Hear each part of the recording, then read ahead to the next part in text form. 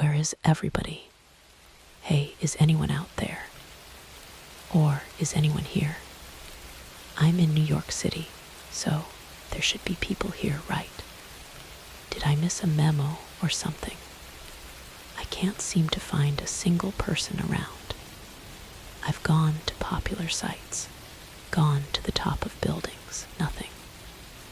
The weird thing is, all of the cars are still here, so there must be people somewhere. So I went to the Empire State Building and looked around, nothing. Another thing, there are no planes in the sky. None. At all. I can't help but feel like I'm being watched. I'll talk to you later. I went to a bar. I don't usually drink, but I need one. I tried calling my family, who all live out of state, but no such luck. I don't know if everyone died or what, but I do know that this is too big to be a practical joke. That's for sure. I got super drunk before I realized another thing. The electricity is still on, and my phone still has service. I can't believe this. Someone is messing with me. I swear someone is watching me. I can't explain it, but I feel eyes on me. I think I remember hearing that it was like an animal instinct to sense danger. That's what it is. I sense danger. I keep feeling like I see someone peering or disappearing around corners.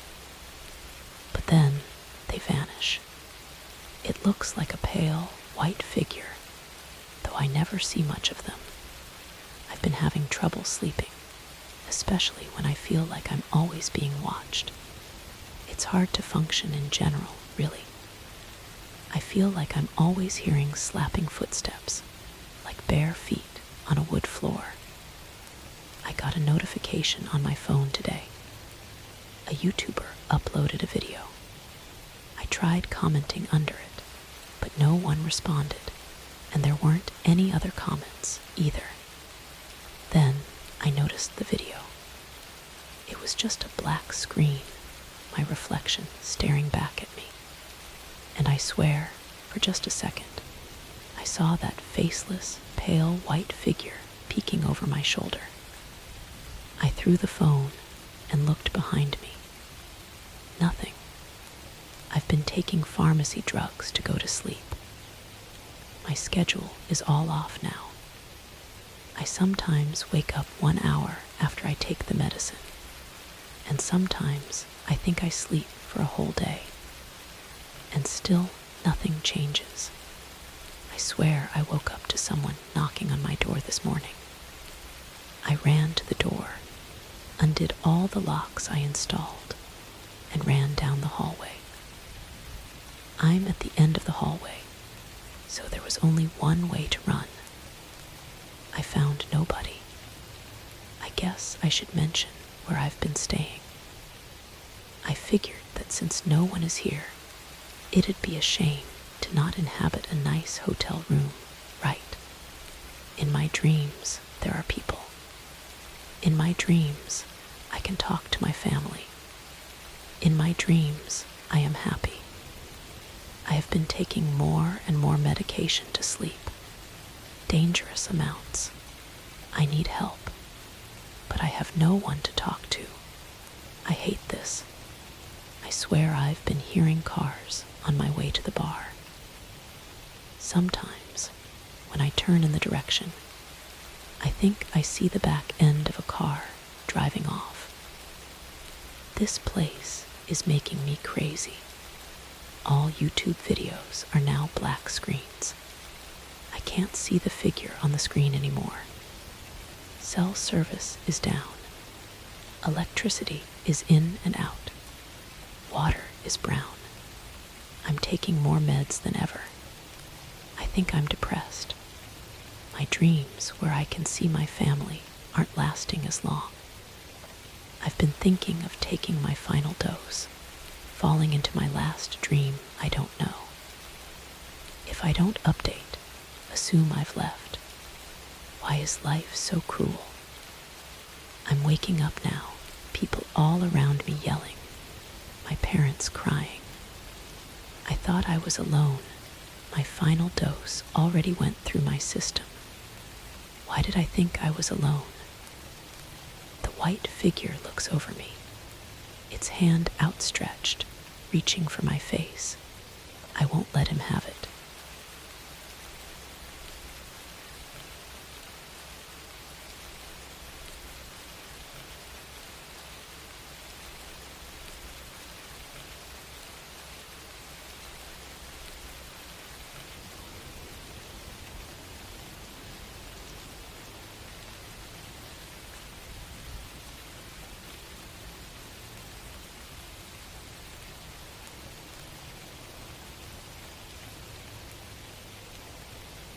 My mom always liked to collect the teeth that fell out when I was a child.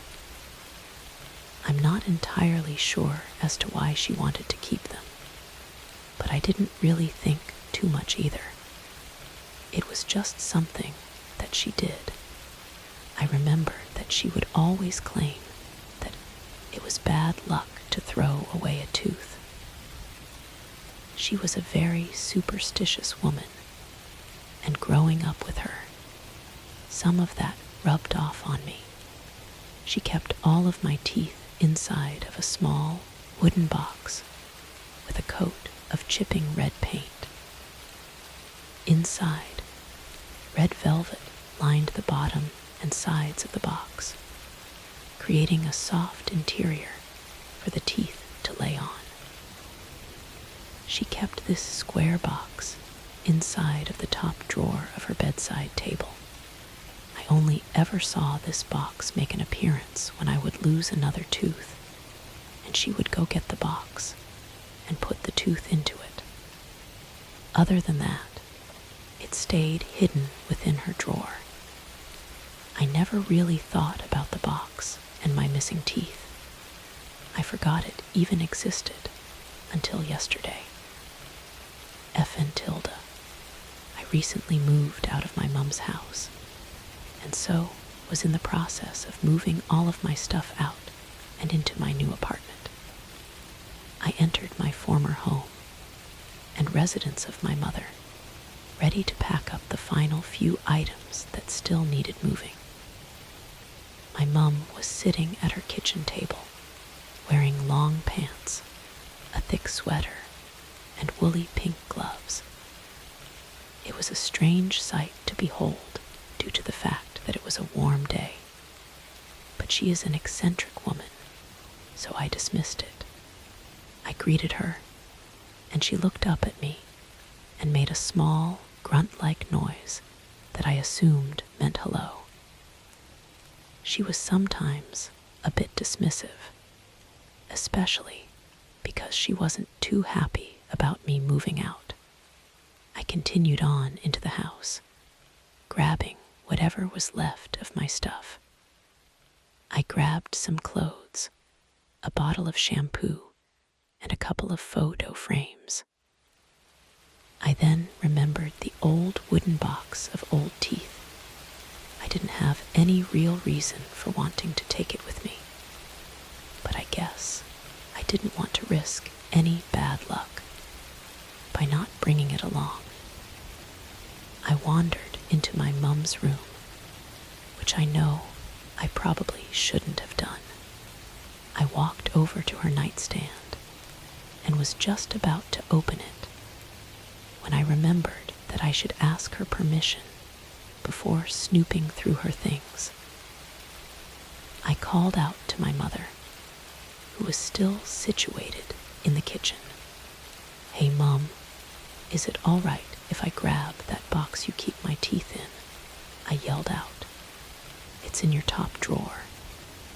There's nothing I shouldn't see in there, is there?" I awaited a response from Mom. I swore I heard a slight grunting noise that vaguely sounded like a yes. So, maybe stupidly, I opened the top drawer and plucked out the small box that sat atop a pile of old photographs. I opened the box, expecting to see around 20 teeth sitting within its wooden grasp. As I lifted the lid, I immediately saw that the box was filled to the brim with teeth. Not just baby teeth, but full-sized adult teeth as well. There had to be at least 100 pearly whites, all piled on top of each other. As I stared down into the box, I heard a noise behind me, like a soft grunting sound.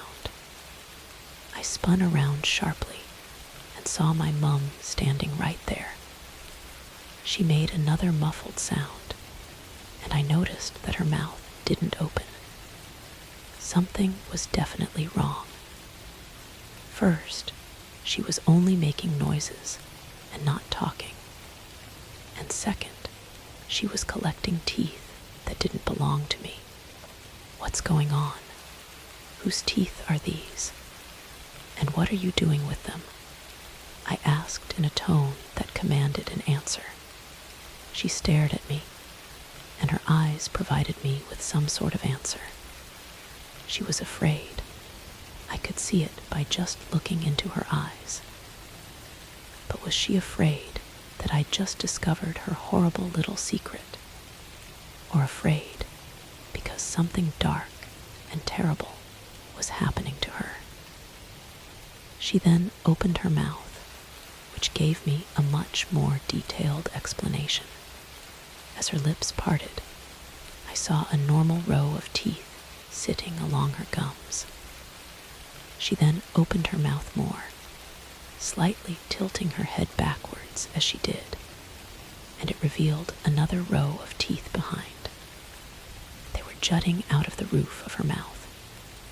Her entire mouth was filled with perfectly white teeth. I then noticed that the bottom of her mouth also had teeth growing out of it.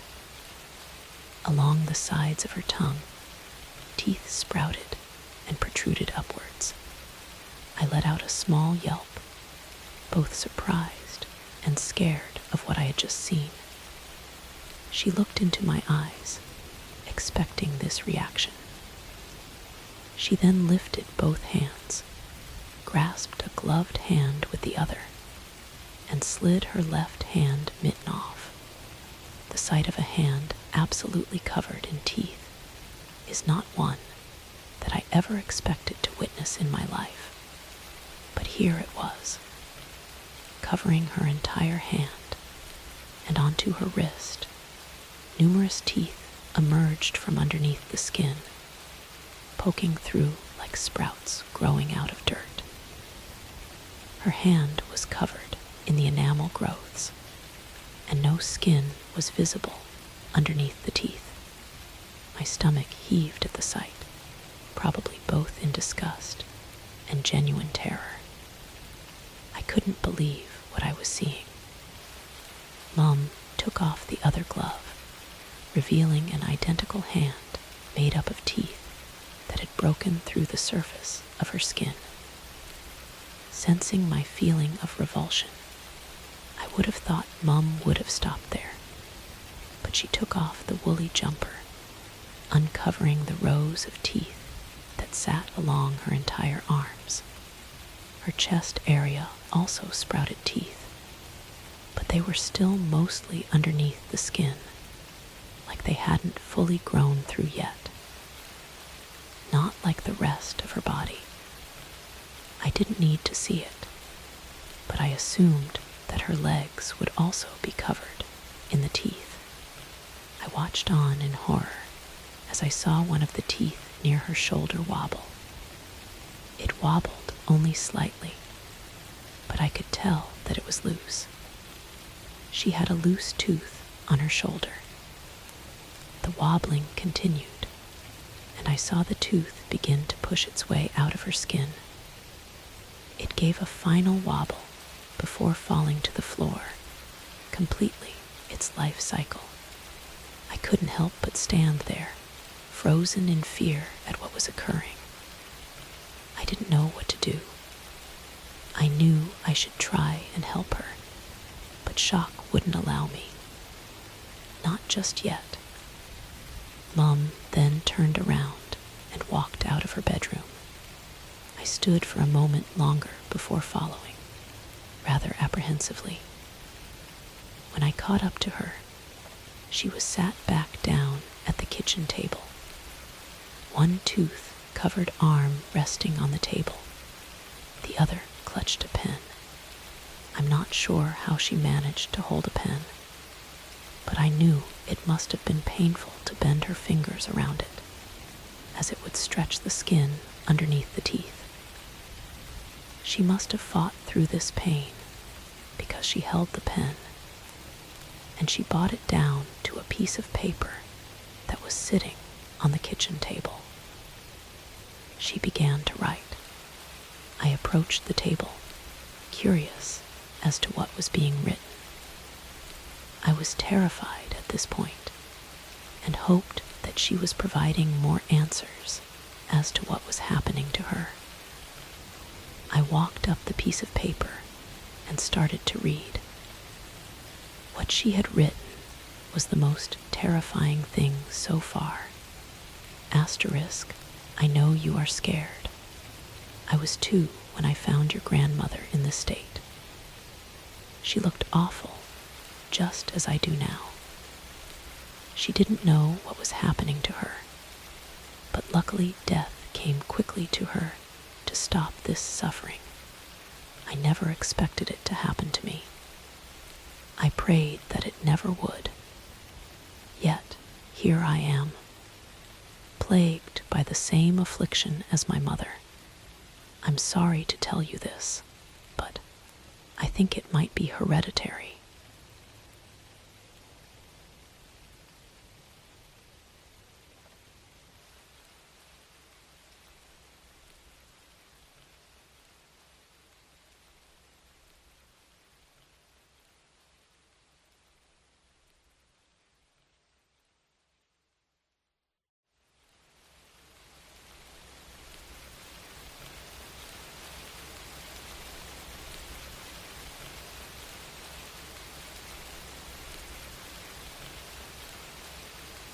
That's the first rule they teach you in these woods, especially as a forest ranger. It's not some quirky saying, it's the rule. You learn fast that the things you think you see are better left buried deep in the back of your mind. Because when you start asking questions about those things, bad things happen. Real bad. I've been a ranger for almost 5 years now, and I'd like to say that I have a handle on things. The forest is peaceful, a place to lose yourself, to think. Sure, there's the occasional weird noise in the distance, the rustling of leaves in the dead of night when there's no wind, the flicker of movement out of the corner of your eye. But that's just nature, right? Well, 2 weeks into my job, I found out firsthand why we have that rule. I was doing my regular rounds, checking the perimeter, making sure the trail markers were still intact, and that the cabins were locked up tight. The usual stuff. There's a trail about 5 miles into the woods that people like to hike. A perfect place for a little solitude and quite picturesque. It's calm out there, quiet. You don't expect anything to happen in a place like that. But that day, something felt off. The trees felt taller, the air heavier. It was a late afternoon, and while the sun should have been setting soon, it felt like it was setting faster than usual. I shook it off, focused on the job. As I was picking up an empty bag of chips from the trail the wind picked up, making the trees sway and creak. But then, something caught my eye. Just off the path, I saw movement, a figure. It wasn't a person, but it also didn't look like any animal I've seen. A silhouette, shifting behind the trees, far enough that I couldn't make out details, but close enough that I knew it was there. My heart skipped a beat, but I forced myself to think it was just some lost hiker, maybe an animal moving in the underbrush. I called out, but the forest swallowed my voice, the wind carrying it away. I stepped off the path and approached the area where I thought I'd seen it. But when I reached the spot, there was nothing. Just woods, silent and empty. I searched for a few seconds, but found no footprints, no signs of anyone or anything being there just a few moments ago. I started walking back toward the trail, and then I heard it. Footsteps behind me light, as if someone was following just a few paces behind. My pulse quickened. I turned to see who or what it was. Nothing. I'm not an idiot. I knew better than to ignore it, so I quickened my pace. I tried to convince myself it was the wind, a trick of the mind, but the footsteps didn't stop. They stayed right there, shadowing mine, perfectly in sync. And then it stopped. The sudden silence, minus the crunch of my boots on the trail, made the whole situation even more terrifying. I paused for a moment, too scared of what may happen if I turned around now. So many choices ran through my head until I decided on one. Well, I wouldn't say I decided, more like my body chose for me. A surge of adrenaline pushed me to start speed, walking back to the ranger station. Something in me screaming that if I started running, I'd be dead. My heart pounded as if I was in a marathon. With each stride, goosebumps formed. The crisp wind moving my hair to my face and carried the scent of vanilla through the air. The smell reminding me that any animal could find where I am, especially the thing following. I reached the station and locked the door. After a few minutes of nothing, I sat behind the desk, chuckling at myself for getting all worked up and for believing the other ranger stories. A couple of them even went as far as to claim they saw stuff.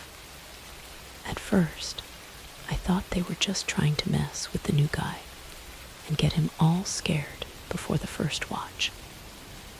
In that moment of giggling at their stories, I realized one of them is lining up exactly like what happened outside.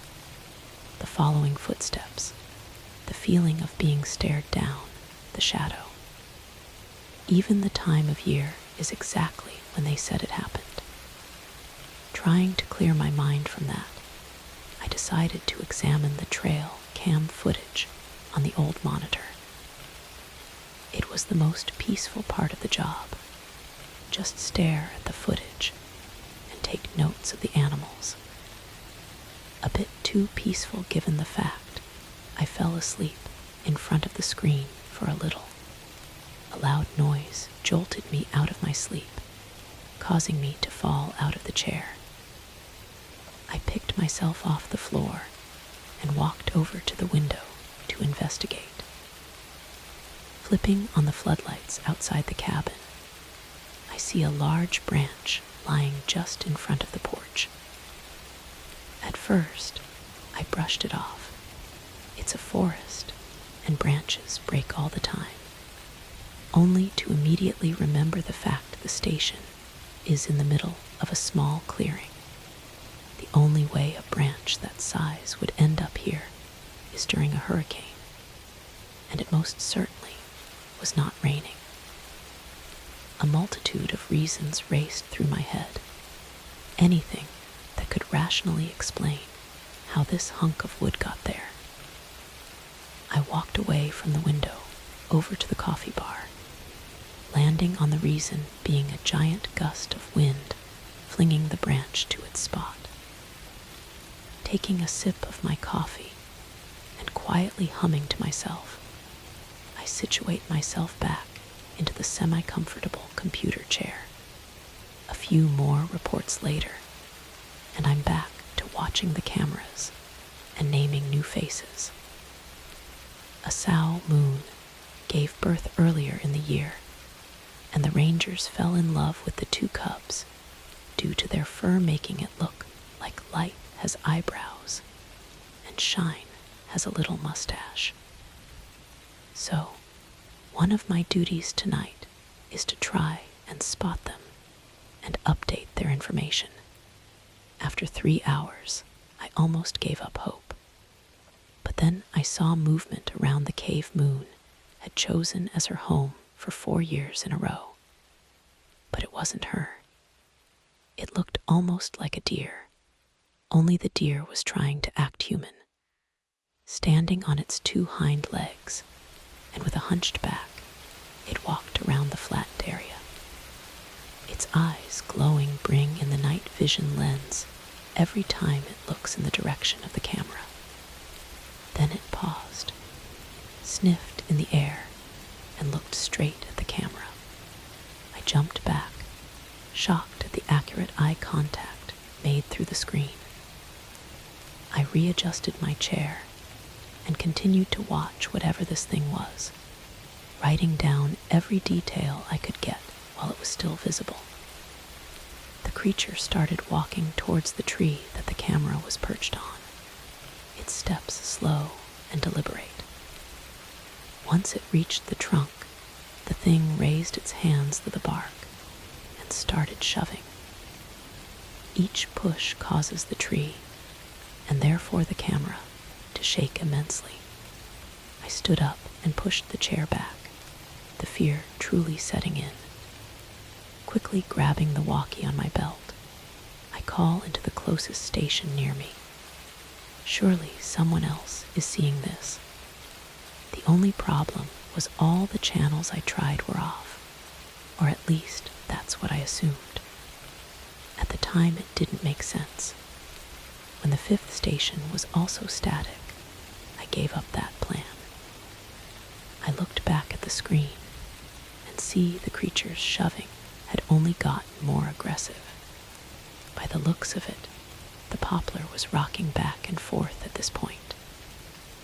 Then, just in the distance, the loud sounds of groaning, cracking, and popping cut through the air. Moments later, a loud crash followed, and the camera was no longer in signal. With no other plan in mind, I scribbled the events unfolding into the notebook. Semi-worried no one would believe me. Semi-worried this will be the pages that the police would find for evidence. The chaos didn't stop there. Not even 10 minutes later, another trail cam, the one filming the trail I checked earlier, showed movement. This activity was different though. The dark shape moving quickly, too quickly, back and forth in front of the camera, as if it was playing with it. I continued my notes until I glanced up and saw it staring right at me again. Its face closer than before, close enough that I could truly see what creature was out there. It wasn't a deer, not completely anyway. Its head was shaped like a German shepherd's, and eyes sat too close at the front of its face, once again glowing in the night vision. The sight of this thing making me scream. I slap my hands over my mouth and stare at the computer screen. The creature was now looking in the direction of the cabin. My eyes clench shut as a few tears run down my face.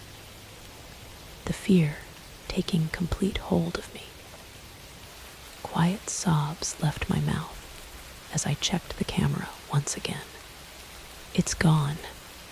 You'd expect my reaction to be relief. It was not. To the depth of my core, I knew it wasn't really gone. All I could think was, it's coming here. It's coming for me. I I started rummaging through the drawers of the desk, wincing at every squeak of the steel as they open. In the left bottom drawer, I found a spiral notebook with no cover page. The first thing written talking about specific animals to avoid due to temperament. I almost tossed it aside, but the loose cover page at the bottom of the drawer caught my eye. In case of all emergencies. At this point, anything could help. Plus, this should count as one of the emergencies, right? Thank God for whoever was looking out for me, because the second page in the notebook I learned there is a specific flare gun behind the antique picture of the forest. I run over to the wall and take down the picture, setting it on the mantel of the fireplace. And just like the notebook said, a small recessed shelf hidden behind the picture held a red flare gun with 3 rounds sitting next to it. Realizing I neglected to read what to do with the flare, I hurry over to the book again and see at the bottom in red, in the case of unique emergencies, fire 3 shots into the sky. The sound of leaves crunching loudly catches my attention and breath. I stand there, paralyzed in terror, unsure of what to do. I can't go outside. I can't fire it in here. If I open a window to fire, it will definitely get to me before I could shoot the second, let alone the third. The lack of options getting to my head, I began to pace back and forth. Then the steps outside stilled, replacing the sound with jagged breathing. Through the monitor, I can see the creature was standing in the middle of the small gravel parking lot, staring at the station with its head tilting ever so slightly. I run into the back office, flare gun and cartridges in hand, and lock the doorknob and the 2 deadbolt locks. I always thought these were for bear attacks, but it seems situations like these have happened before. Looking around the tattered office, I hoped to find anything that could help me. I noticed that the light hadn't been turned on and look up to see a skylight with a small black handle. I grab the step ladder and reach for the handle to see which way it opens. Twisting it slowly, I gently push up and it doesn't budge. The bookcase in the office was at the perfect height and spot to sit with your foot on the step stool for balance, so I did just that. I pushed a little harder, but it still didn't budge. On a whim, I tried pulling it open, and it worked. Pulling the cartridges out of my pocket, I opened the window just enough to aim the flares at the sky. I load the first one and aim it at the moon. 1 down, with the other 2 in my hand. I quickly reload another cartridge and squeeze the trigger. 2, 1 more to go. The sound of a loud stomp from the roof almost caused me to drop the last round. I quickly caught it, shoved the round into the flare gun. The sound of heavy footsteps nearing me, raising my adrenaline and causing me to shake. I aim at the moon again and pull. Last one, help is coming. I slam the window shut and twist the handle to lock just as the creature jumped into view. It stared at me through the glass, its eyes wide enough to see the whites.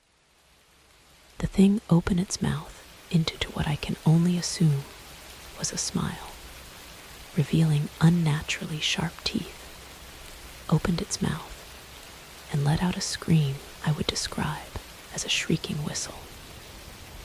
I cower and end up falling off the bookshelf, my landing cushioned by the scattered reports and other papers.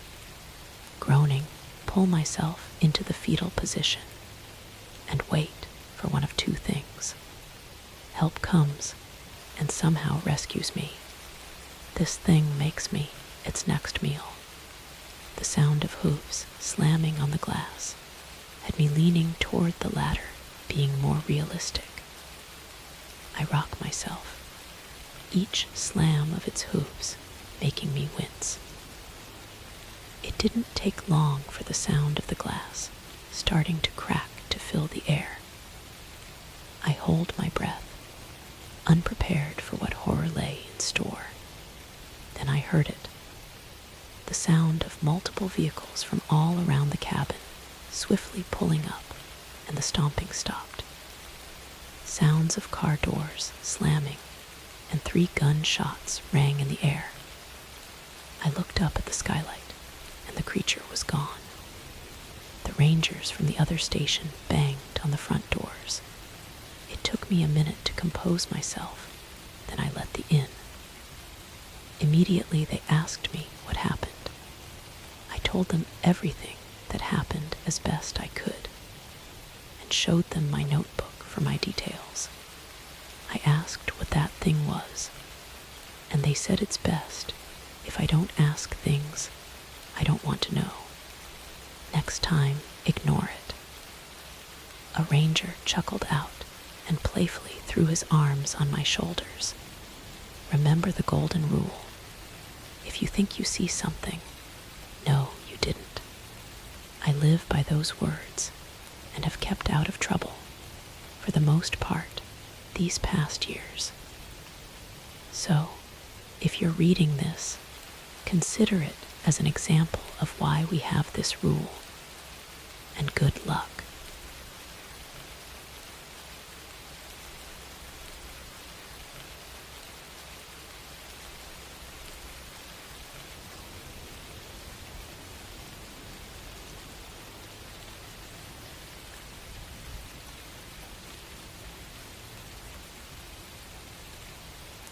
Have you ever answered a call and immediately regretted it?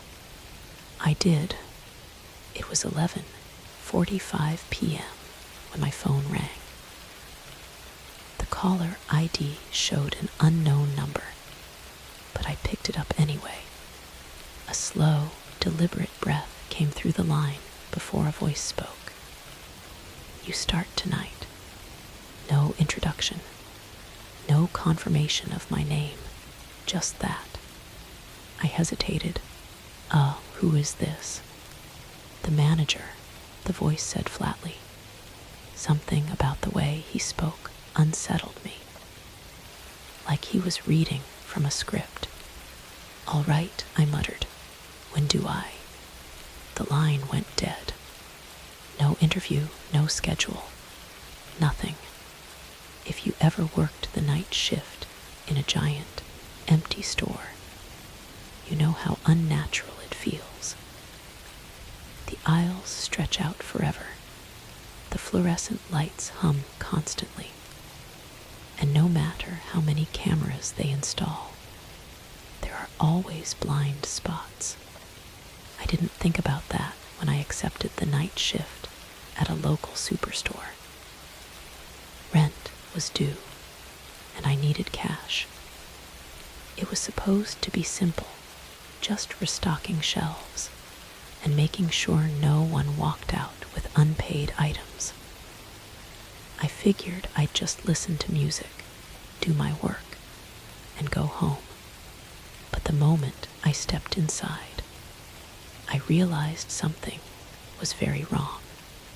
I reached the store that never closes, but it is always empty. I arrived at 11:58 p.m. The doors slid open automatically, and a rush of stale air hit my face. I stepped inside. The automatic doors slid shut behind me with a loud thud, louder than it should have been. The store was massive, but eerily silent. Every aisle was stocked perfectly. The lights buzzed overhead, flickering just enough to make me uneasy. The self-checkout machines were on, their screens glowing in the dim store, but there was no one inside. No employees, no customers, no managers. Just me. Then I saw the tablet on the front desk. A sticky note was stuck to it. Read this first. I picked it up and tapped the screen. A single document was open. Night shift protocol. Between 12:00 a.m. and 12:15 a.m. You may hear the doors open and close. Do not check. No one is there. If you see someone browsing aisle 14, do not approach them. They do not like to be seen. They will know. At 1:00 a.m., you will receive a mobile notification from an unknown sender. Do not open it. Delete it immediately. If a woman in soaking wet clothes enters the store, she will ask you for help. Do not answer. Do not look at her directly. If she stops speaking, hide immediately. Between 2:30 a.m. and 2:45 a.m., the security cameras will turn to face you. Stay completely still. They will reset if you do not move. If you see a shopping cart moving on its own, turn around and count to 10 before looking again. If you hear your own voice over the intercom, leave the building immediately. Your shift is over. I read the list twice. Then the automatic doors slid open again. I felt something just walked in. A wave of cold air swept through the store. I gripped the tablet tighter and stared straight ahead. A minute passed, then another. Nothing. I forced myself to breathe and turned toward the aisles. They were still empty.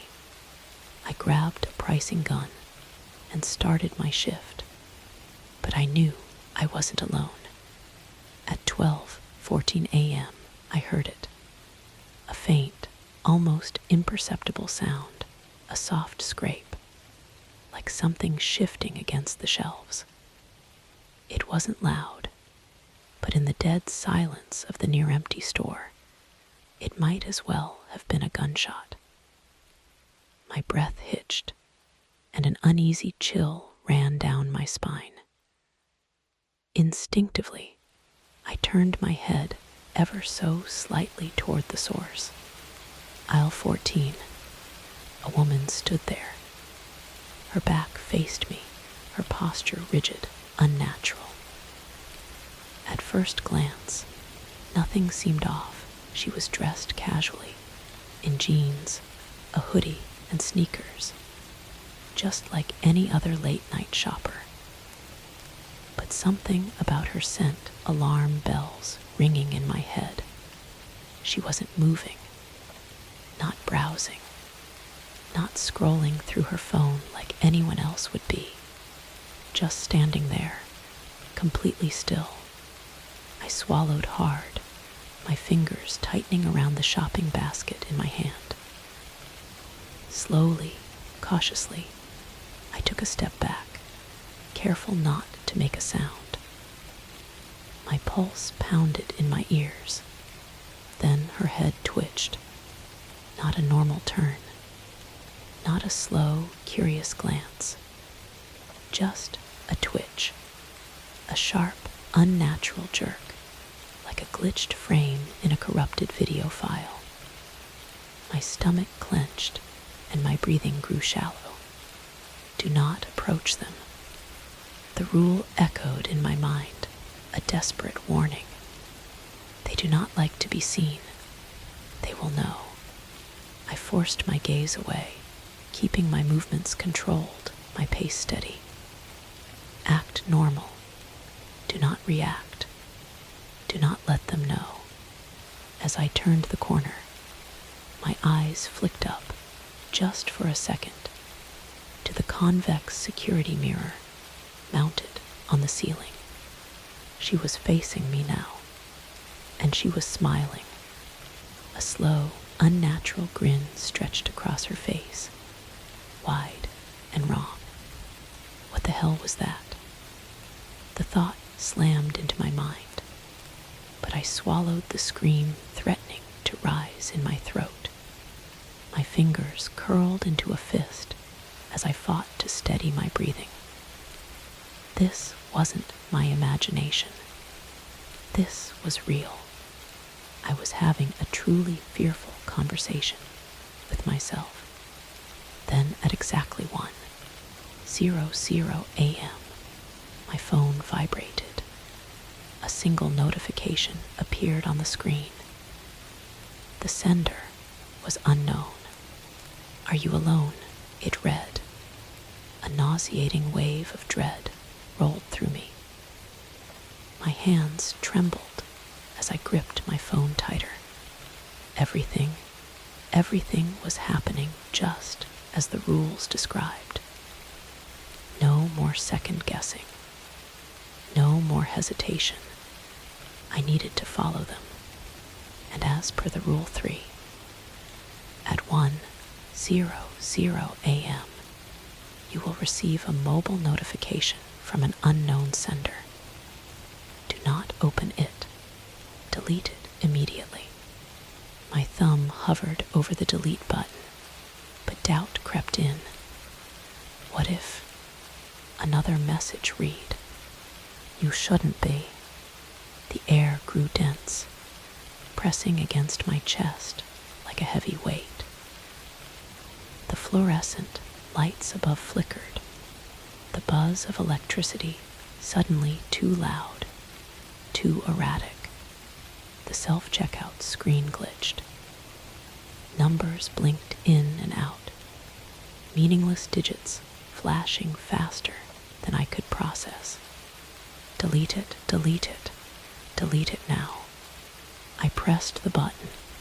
The second I did, something moved behind the counter. I was literally trembling. My body wasn't just reacting to fear, it was reacting to something else. Something deeper, something unnatural. This superstore was alive, not in a metaphorical way. Not in the way a place feels unsettling at night. No, this place knew I was here. It was watching, shifting, reacting to me in ways I couldn't fully understand. And then, at exactly 1:37 a.m., the automatic doors slid open again. The sound sent a bolt of pure dread through me. I knew what was coming before I even turned around. I knew because I had read the rules. Because the pattern was repeating itself. A woman. She stood there, unmoving, her clothes soaking wet. Her jeans clung to her legs, heavy with water. Her hoodie sagged, dripping onto the floor in slow, steady drops. Her sneakers made a sickening squelching noise as she stepped forward, leaving behind dark, glistening footprints on the tiles. She was shivering, violently. Her arms were wrapped tightly around herself, her fingers digging into her sleeves. Then, through chattering teeth, she spoke. "Please," she gasped, her voice fragile and broken. "Can you help me?" I clenched my jaw, forcing my hands to grip the metal shelf beside me. My nails dug into the cold steel as I fought against every natural instinct telling me to respond. "Don't answer, don't answer, don't answer." She sucked in a sharp, trembling breath. "Hello?" I I kept my gaze locked on the reflection in the freezer door. The glass was fogged up near the edges, but I could still see her outline, her damp, shaking form standing just a few feet behind me. If a woman in soaking wet clothes enters the store, she will ask you for help. Do not answer. Do not look at her directly. I kept repeating the rule in my mind. A dark puddle spread beneath her feet, the water seeping into the grout lines between the tiles. She took a step closer. Please, I think someone's following me. My fingers dug deeper into the shelf. The metal was cold, grounding me. I focused on the feeling, on the pressure, anything to drown out the unbearable urge to turn around. And then, she stopped speaking. My stomach dropped. A sharp chill ran up my spine, curling around my ribcage like an icy hand. The rule: if she stops speaking, hide. Immediately. I didn't hesitate. I backed away slowly, each step measured and careful. Then, the moment I rounded the corner, I ran, bolting toward the stockroom. I didn't dare look back. The moment my fingers touched the door handle, I yanked it open and threw myself inside. I slammed the door shut and crouched low, pressing my back against the wall, heart hammering so hard it hurt. Then, the wet footsteps started again. Squelch, squelch. The sound grew louder, closer, right outside the door. Then, bang. I jumped as the door rattled in its frame. Another bang.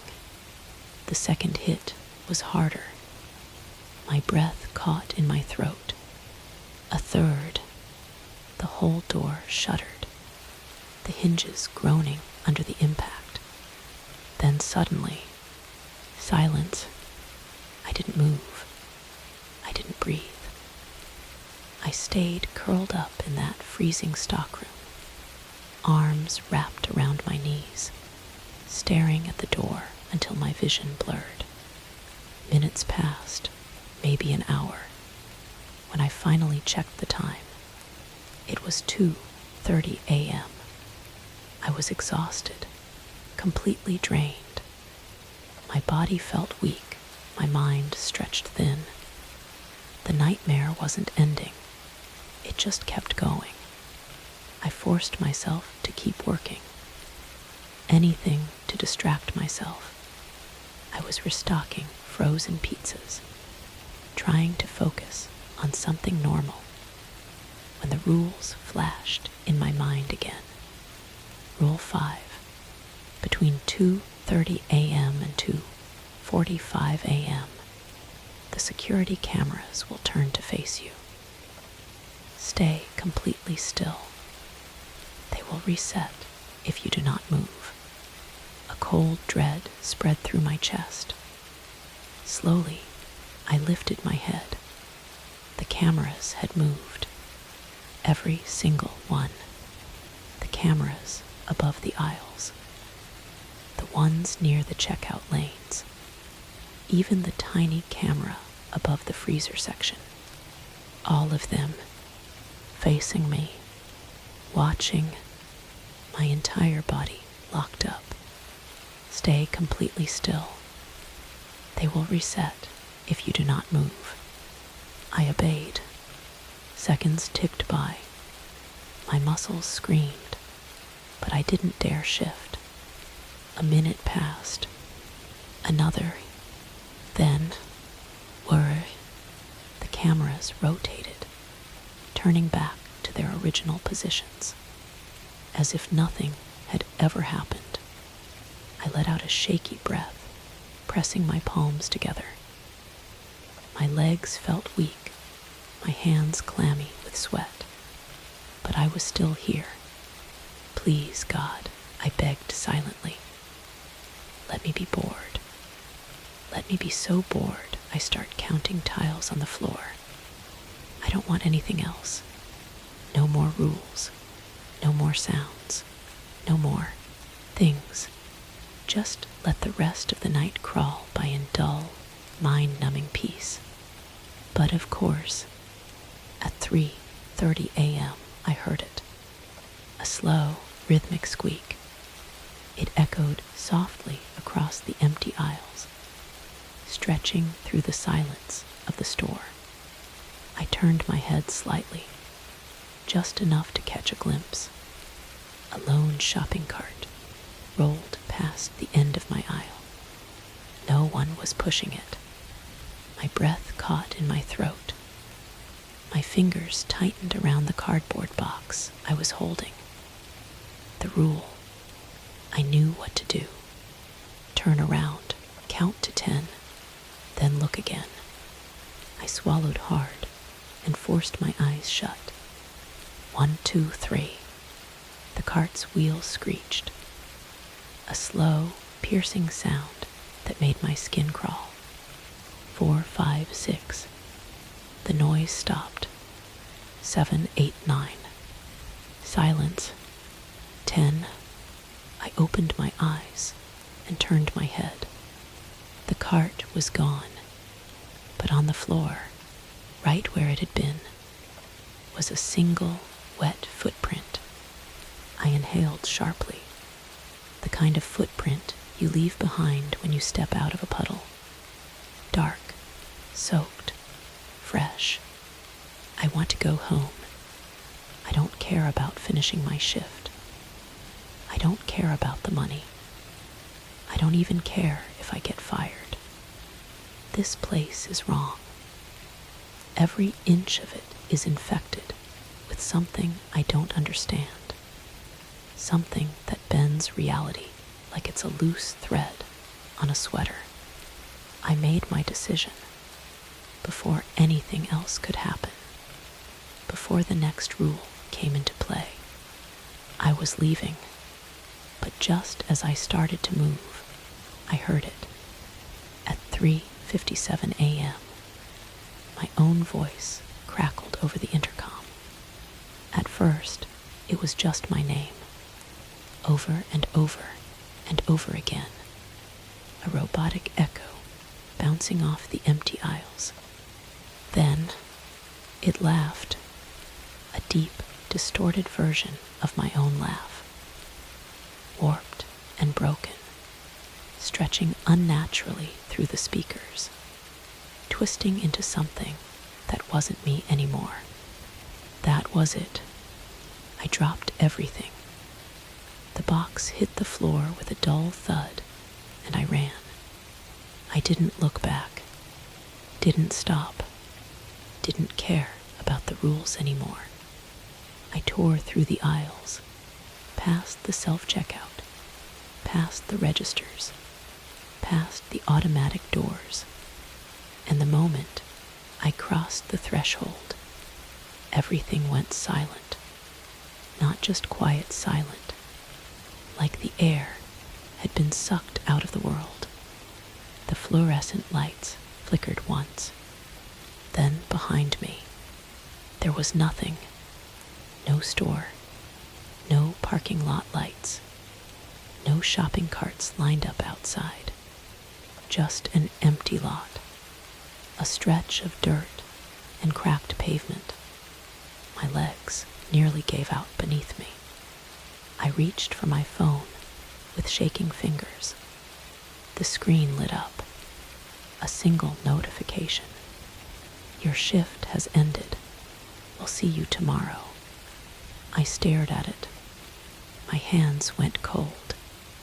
I wanted to scream, but instead, I just stood there, alone, in an empty lot, with nowhere left to go.